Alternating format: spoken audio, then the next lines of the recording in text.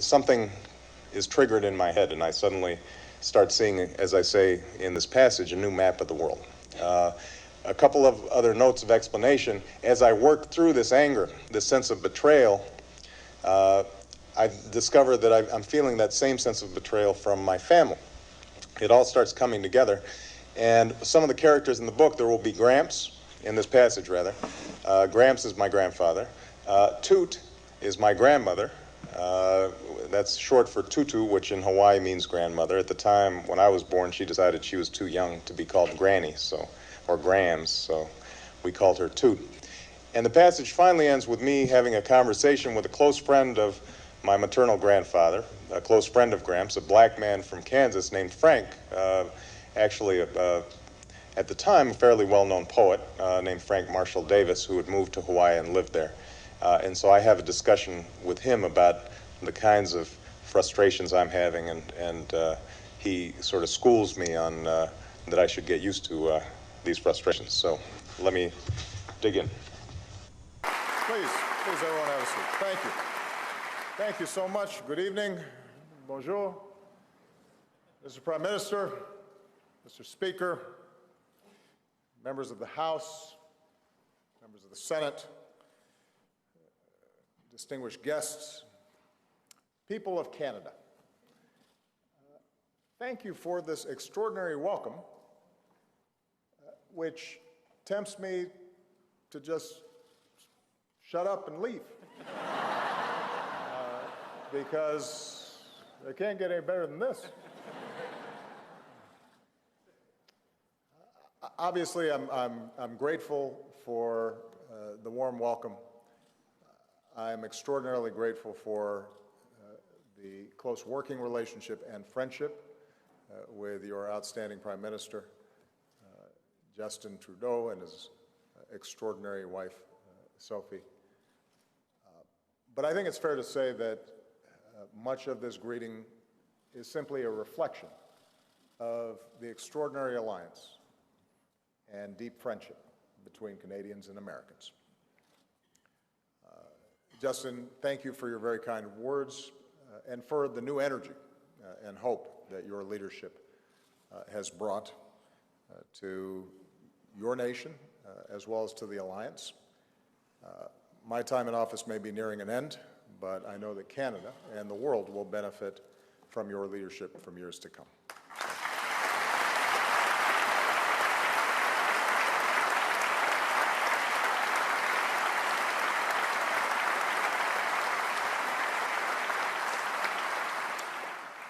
So Canada was the very first country that I visited as president.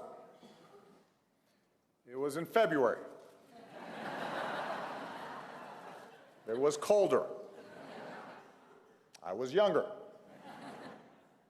Michelle now refers to my hair as the Great White North. And on that visit, I strolled around the Byward Market, tried a beaver tail, which is better than it sounds.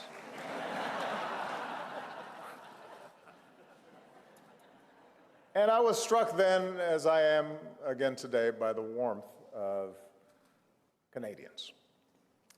I could not be more honored to be joining you in this historic hall, this Cathedral of Freedom. And we Americans can never say it enough. We could not ask for a better friend or ally than Canada. We could not.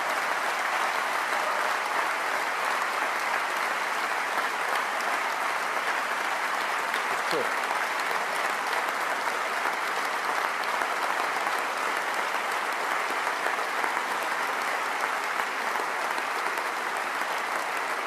It is true. And we do not take it for granted. That does not mean we don't have our differences. As I understand it, one of the reasons the Queen chose this site for Parliament was that it was a safe distance from America's border. And I admit, in the War of 1812, American troops did some damage to Toronto. I suspect that there were some people up here who didn't mind when the British returned the favor and burned down the White House.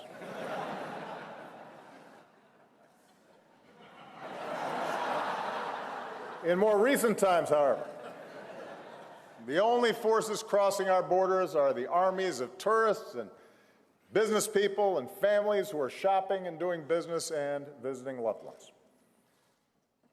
Our only battles take place inside the hockey rink. Even there is an uneasy peace that is maintained. As Americans, we too celebrate the life of Mr. Hockey himself, the late, great Gordie Howe.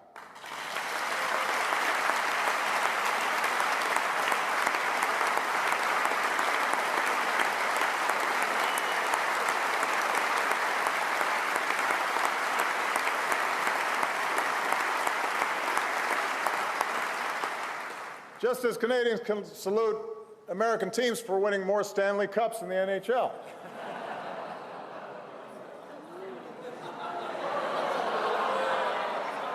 I told you I should have stopped after the applause. But in a world where too many borders are a source of conflict, our two countries are joined by the longest border of peace on earth.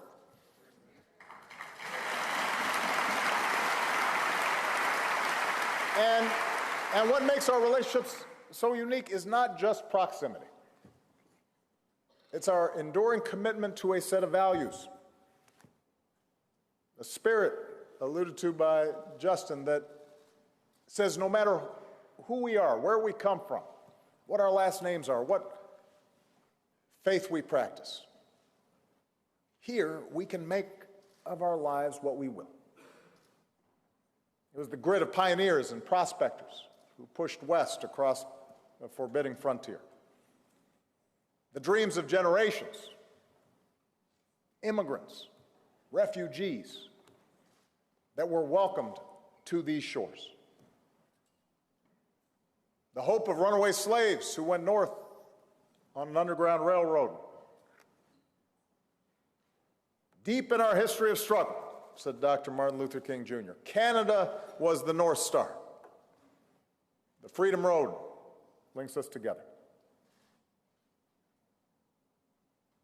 We're bound as well by the service of those who've defended us at Flanders Field, the beaches of Normandy, the skies of the Balkans, and more recently in the mountains of Afghanistan and training bases in Iraq.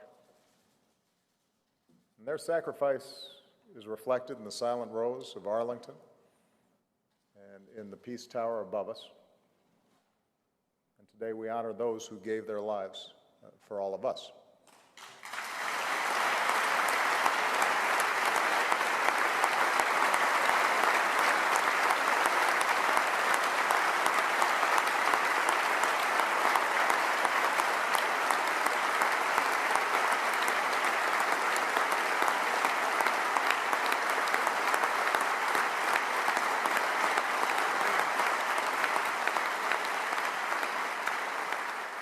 We're linked together as well by the institutions that we've built to keep the peace.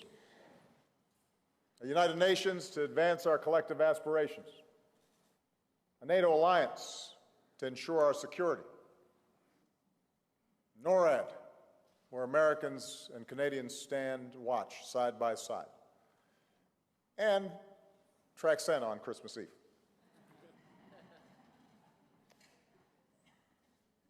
We're linked by a vast web of commerce that carries goods from one end of this continent to another. And we're linked by the ties of friendship and family. In my case, an outstanding brother-in-law from Burlington.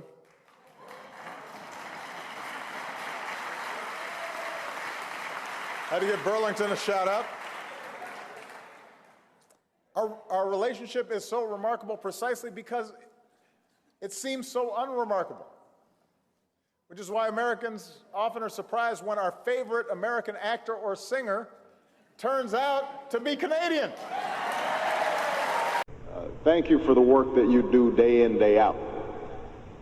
It's nice. I remember when I was a community organizer, and as Jim said, I was with a church-based group on the south side of Chicago, One of the difficulties sometimes was a sense of isolation in terms of the work that you were doing on a day-in, day-out basis, because it's hard. And so having this opportunity to gather together in fellowship and to see that you are not alone in the work that you do and the faith that you express, I think, is absolutely wonderful. So thank you for the work that you do. You know, I have had the opportunity to take a look at this covenant for a new America. And it is filled with outstanding policies and prescriptions for much of what ails this country. So I'd like to congratulate Jim and Sojourners and the Call to Renewal for putting this together and for putting the fire under the feet of the political leadership here in Washington. But, you know, today I'm going to talk about the connection between religion and politics, and perhaps offer some thoughts about how we can sort through some of the often bitter arguments that we've been seeing over the last several years. I do so because, as all of you know, we can affirm the importance of poverty in the Bible. We can raise up this covenant. We can pass it out. We can talk to the press. We can discuss the religious call for us not only to tend to issues like poverty, but also to tend to the broader issues of social justice and environmental stewardship. We can affirm all these important issues, but it won't have an impact unless we tackle head-on the mutual suspicion that sometimes exists between religious America and secular America. And I want to give you an example that I think illustrated this fact for me. Some of you know that during the 2004 U.S. Senate election, in the general election, I ran against a gentleman named Alan Keyes. And my opponent, Alan Keyes, was well-versed in the Jerry Falwell, Pat Robertson style of rhetoric. Gets a little heated sometimes. A rhetoric that sometimes labels progressives as both immoral and godless. And in fact, towards the end of the campaign, Mr. Keyes announced to the people of Illinois that, quote, Jesus Christ would not vote for Barack Obama. Jesus Christ would not vote for Barack Obama. Christ would not vote for Barack Obama because Barack Obama has behaved in a way that is inconceivable for Christ to have behaved. Jesus Christ would not vote for Barack Obama. Now, I was urged by some of my liberal supporters to take this, not to take this statement seriously, to essentially ignore it. To them, Mr. Keyes was an extremist, and his arguments were not worth entertaining. And since at the time I was up 40 points in the polls, it probably wasn't a bad piece of strategic advice. But what they didn't understand was that I had to take Mr. Keyes seriously, for he claimed to speak on behalf of my religion and my God. He claimed to know certain truths. Obama says he's a Christian, he was saying, and yet he supports a lifestyle that the Bible calls an abomination. Mr. Obama says he's a Christian, but he supports the destruction of innocent and sacred life. So Mr. Keyes would say. And what would my supporters have me say? How might I respond? Should I say that a literalist reading of the Bible was folly? Should I say that Mr. Keyes, who is a Roman Catholic, should ignore the teachings of the Pope? Unwilling to go there, I answered with what has come to be the typical liberal response in such debates. Namely, I said that we live in a pluralistic society, that I can't impose my own religious views on another. I informed Mr. Keyes that I was running to be the United States Senator of Illinois and not the Minister of Illinois. But Mr. Keyes' implicit accusation that I was not a true Christian nagged at me. And I was also aware that my answer did not adequately address the role that my faith has in guiding my own values and my own beliefs. And my dilemma is by no means unique. In a way, it reflects the broader debate that we've been having in this country for the last 30 years over the role of religion in politics. For some time now, there's been plenty of talk among pundits and pollsters that the political divide in this country has fallen sharply along religious lines. In fact, the single biggest gap in party affiliation among white Americans today is not between men and women, or those who reside in so-called red states and those who reside in blue, but between those who attend church regularly and those who don't. Conservative leaders have been all too happy to exploit this gap, consistently reminding evangelical Christians that Democrats disrespect their values and dislike their church, while suggesting to the rest of the country that religious Americans care only about the issues of abortion and gay marriage, school prayer, and intelligent design. And Democrats, for the most part, have taken the bait. At times, at best, we may try to avoid the conversation about religion altogether, fearful of offending anyone and claiming that regardless of our personal beliefs, constitutional principles tie our hands. At worst,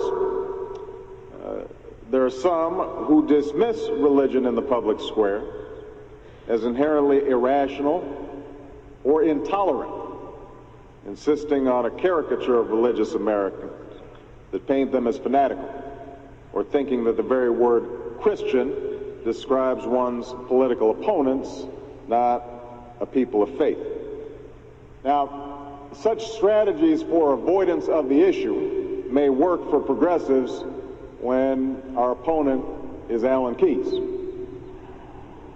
But over the long haul, I think we make a mistake when we fail to acknowledge the power of faith in people's lives, in the lives of the American people. I think it's time that we join a serious debate about how to reconcile faith with our modern pluralistic society.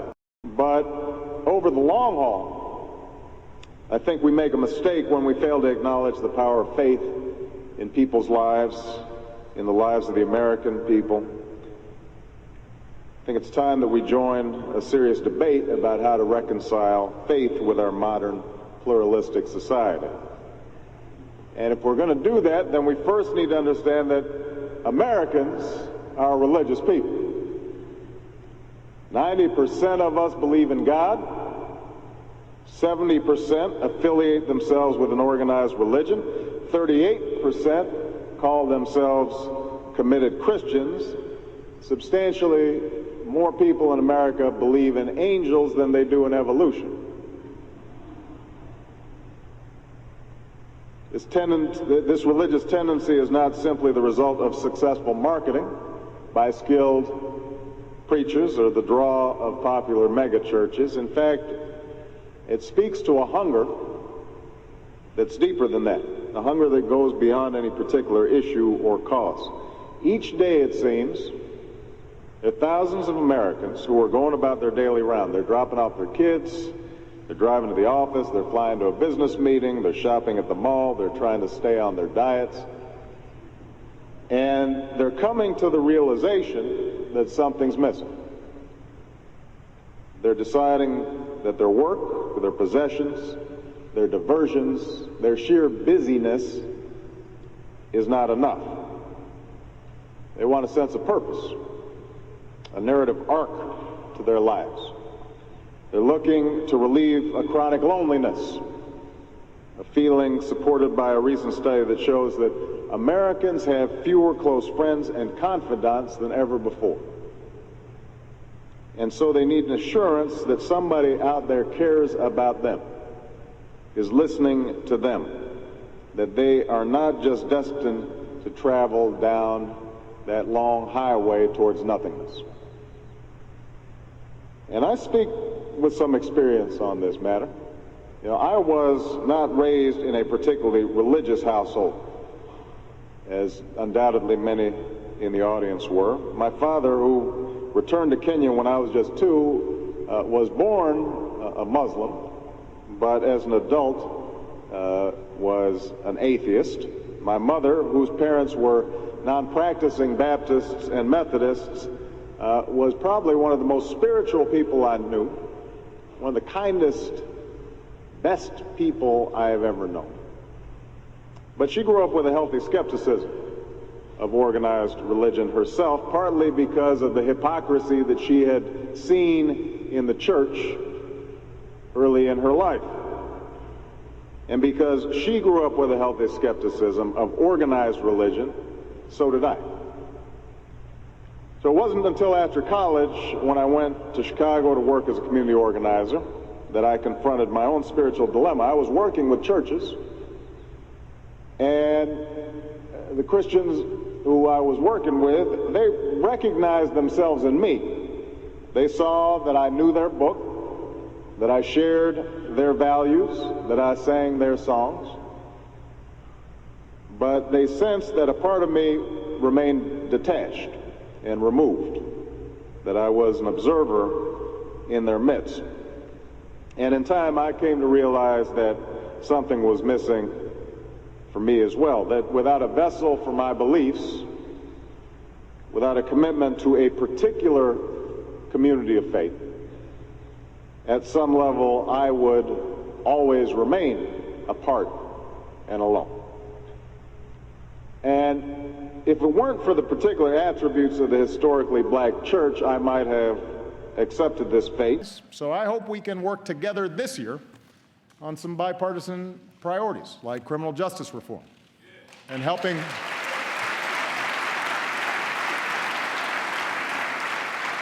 people who are battling prescription drug abuse and heroin abuse.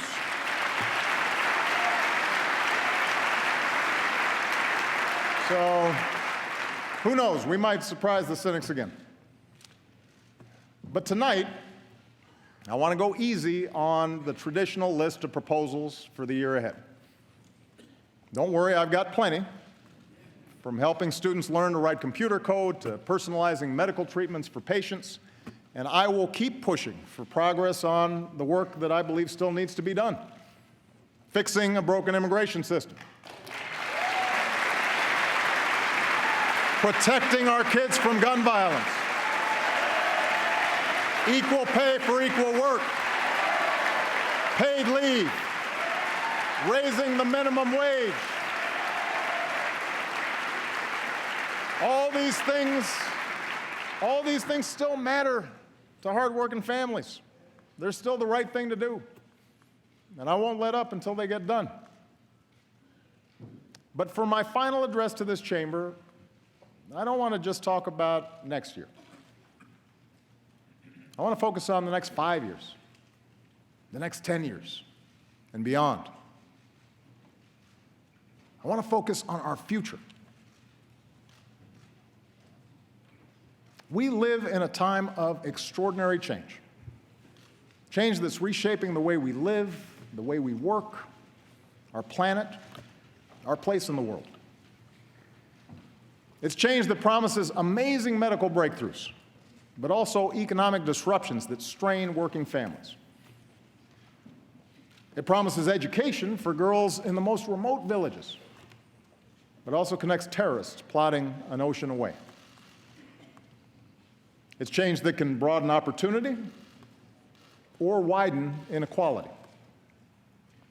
And whether we like it or not, the pace of this change will only accelerate. America's been through big changes before.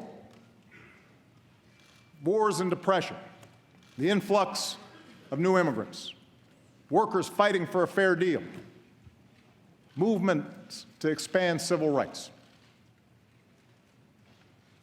Each time, there have been those who told us to fear the future,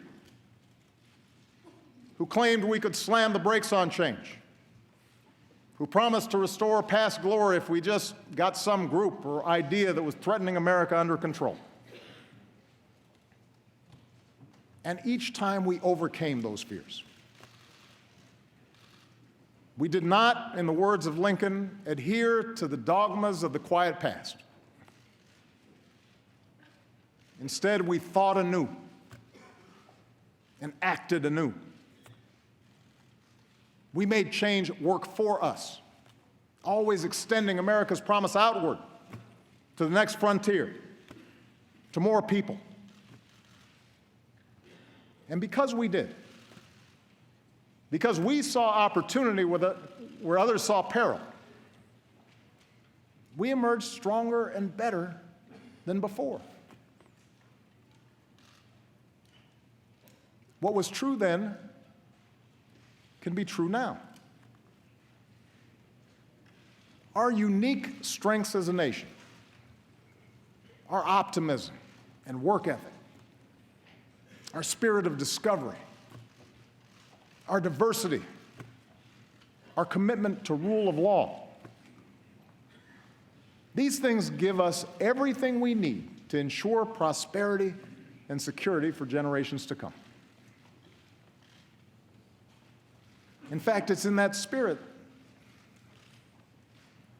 that we have made progress these past 7 years. That's how we recovered from the worst economic crisis in generations.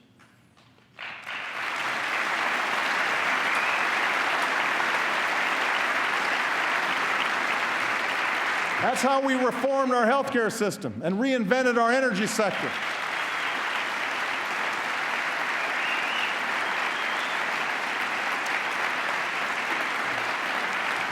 That's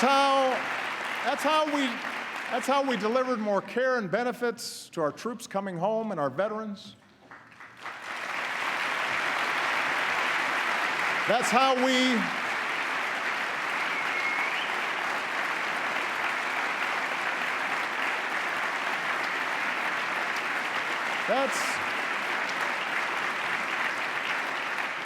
That's how we secured the freedom in every state to marry the person we love.